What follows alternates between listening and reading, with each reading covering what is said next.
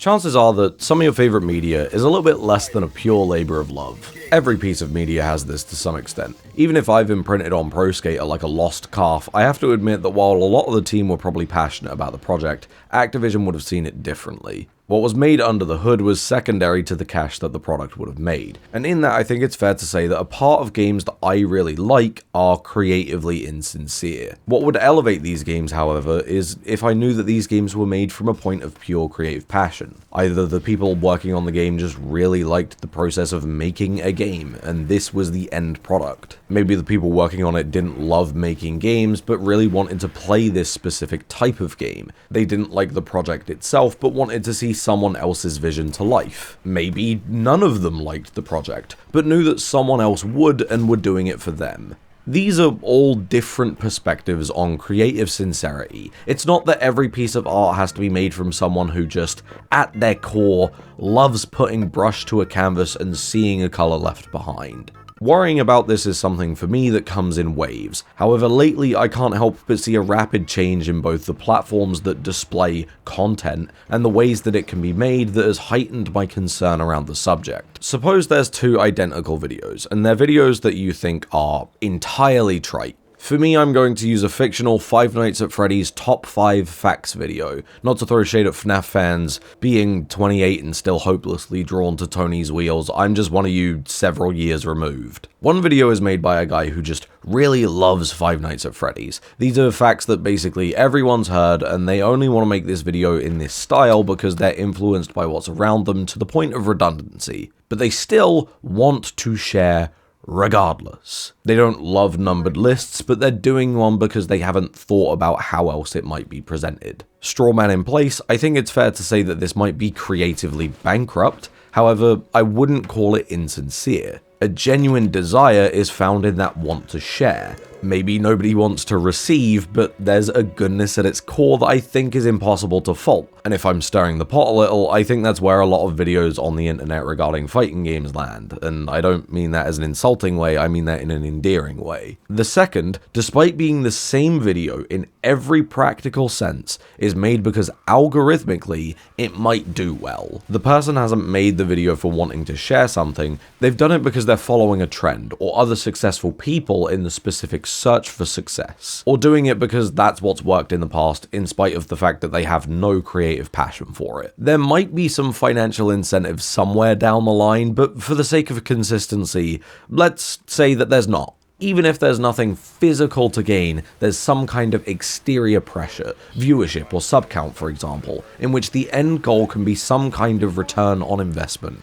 This is creatively insincere. It wasn't created for the value that creation has to the creator or the viewer, it was created to bolster something unrelated to the two. Under the circumstance that both users have the same tools, they might end up making the same thing in the same time. However, it might be the case that the user who cares more takes longer as they and are about the way things that have been spoken, like the fact that my voice is absolutely shot and so I shouldn't be making this. I went to Evo France, it was very good. Mais oui! Or thinking how to bring elements onto the screen. As the user is more invested in the concept as creative work, they take more time and care with that work. It's also more likely that if both videos do poorly, the user who has invested more in their creative work is more disappointed by the outcome. Not because the goal isn't being met to achieve success, but because the initial goal, to share, has failed, leaving a sense of creative dissatisfaction. The user whose intentions aren't as good faith is likely to feel less attached to the video, and so is quicker to move on, seeing the next video as another opportunity to pull at a slot machine. This situation leaves the more creatively minded user more exposed to other elements that will impact them. If the video does well in viewership, but is poorly received, they are more likely to feel that sense of dissatisfaction, and even if the user would somehow eventually end up making all of the same videos as the other user, the element of care would naturally slow them down as the process becomes more meticulous. If you wanted to game the system, the deck's already stacked in your favor, not to mention factors like A/B testing on titles and thumbnails that, on YouTube at the very least,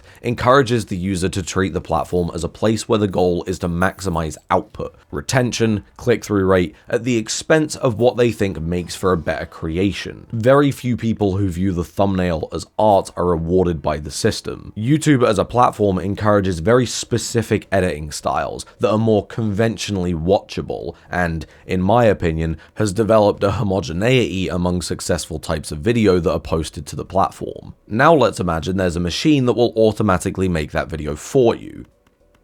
Oh, wait. Someone with a creative perspective will almost always find this a little bit repulsive. It feels almost as if you're just taking someone else's work. And that's before the fact that Sora and every other video generator is actually just taking someone else's work. There's a lack of a creative element here. It's missing a step between initial conception and outcome, instead having the person who interacted with the machine choosing which outcome they prefer. To the person who's viewing the platform as a place to see a return on investment, this is a dream come true. They're able to rapidly produce at a pace that lets them see each video as data to refine the outcome, honing in on what provides them the most success. As you might be able to tell, I don't have the most glowing opinion on AI. There's much wider ethical concerns of how do we stop this from being used with actively malicious intention, to which I'll say, the biggest murderer in the room looks around and only sees murder weapons.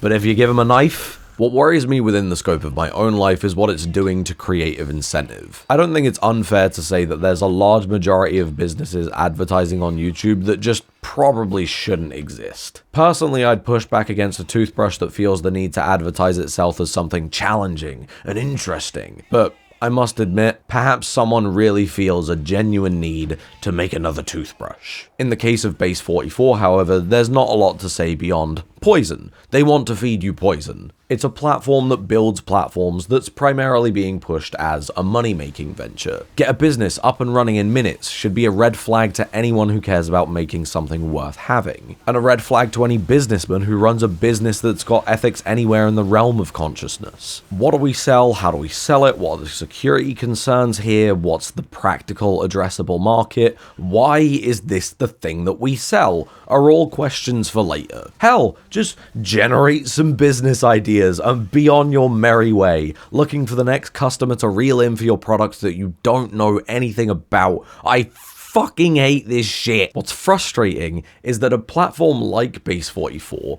or any other AI-driven nightmares aren't intrinsically poison. It makes a thing clumsily, and by itself that's not really an issue. What is a problem is that the people who are best able to utilize the outcome will naturally be the least creatively sincere. People who understand business as a way to make money with the aim to make excessive amounts of money rather than a way to provide something that is needed or wanted. Yes, this is not a new problem. It's not that AI has created any of these modes of thinking. Business has been just absolutely suffocated by this thinking for basically all of existence. It's that AI encourages the worst traits among people and gives them the most immediate manifestation. When ChatGPT is being used by someone who doesn't quite understand a topic and just needs a jumping off point, only to find that it's pulling information out of its arse and is mostly wrong, it's not really a problem. The most inefficient way to find out what they wanted to know?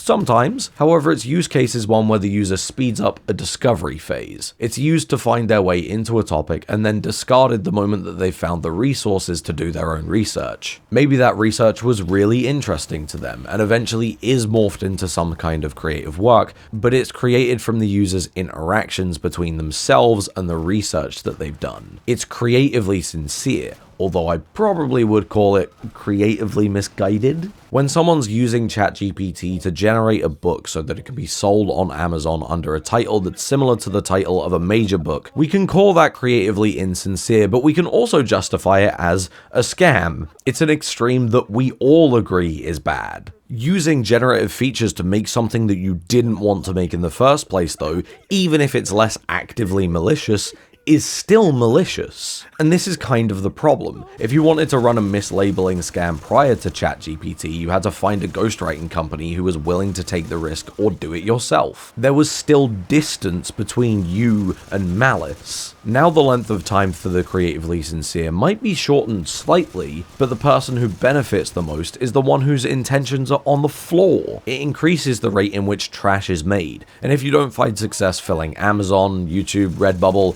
any Anything that lets you kind of just put your spam on it, you're in luck. All the old methods of creative insincerity still exist. Go and make a course on how to sell AI-generated books. Hell, why make it yourself when you can ask ChatGPT to do it for you? It doesn't intrinsically encourage creative insincerity, but it does empower those who are. When you combine that with platforms that are encouraging creative insincerity though, it's a massive problem. YouTube currently has a feature that will AI generate video ideas for you, based on what is popular with people who have already subscribed to your channel. And I deeply hate it. It is a section dedicated to the insincere, actively encouraging the user to write about things a machine has identified as doing well. A part of what frustrates me about it though is that it encourages the idea that you should regurgitate what has worked, that you should be a fountain of infinite product. And when the creative fuel has been burned out to its end, don't worry, YouTube is there to do the work for you. The thing is,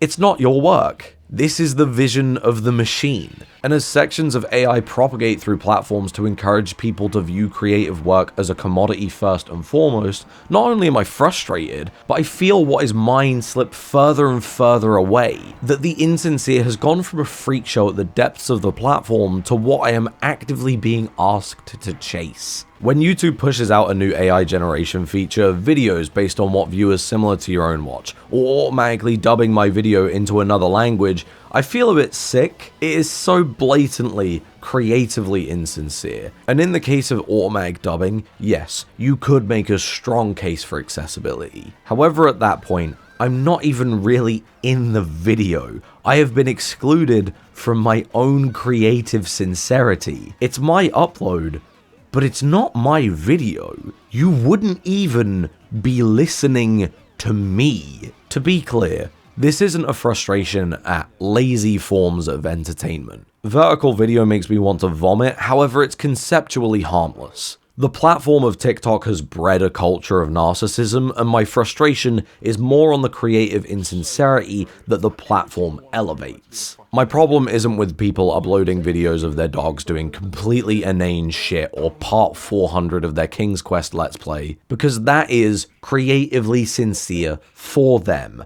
I couldn't give a shit, but they do. And that's beautiful. It's a frustration with tools and platforms that are smothering the flame of creative sincerity and encouraging those to see creativity as a commodity. Unfortunately, I do think AI is here to stay. This isn't a cryptocurrency fad. The platforms we exist on will likely never remove a feature that I'd imagine is pushing more to be made at a higher rate, which in turn makes for more ads displayed, which in turn push more cash towards the features that encourage content as a product. It develops a platform where the aspiration is drawn from being the biggest rather than being your best, whatever that best might be. It certainly isn't something new. Again, what AI does and platform prodding encourages are the worst in human behavior. It just feels as if it's accelerating at a pace that makes me and many other people uncomfortable. If you're wondering what the purpose of this video was, it was to air out some of my own frustrations. It is an angry video. But in umming and ahhing about whether this video actually contributes to any form of worth for anyone that isn't myself,